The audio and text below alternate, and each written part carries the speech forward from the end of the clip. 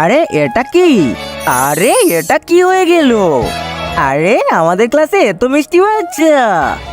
আরে cutie pie, তুমি এখানে কি করতেছো? আরে এটা তো আমারই ক্লাস, আর আমি এখানেই পড়াশোনা করি। আরে আরে এত ছোট বাচ্চা, আর তুই কি না এই ক্লাসে পড়িস? তুই কি জানিস এটা কোন ক্লাস? আরে আরে ওকে কিভাবে বোঝাবো? আমি রাজু, ও তো সেটা বিশ্বাসই করবে না। আচ্ছা তুই তো এই ক্লাসেই পড়িস তাই না? তাহলে যা গিয়ে 19-এর নামতা লিখে দেখা। আরে এটা তো কোনো ব্যাপারই না, দাঁড়াও এখনই লিখে দেখাচ্ছি।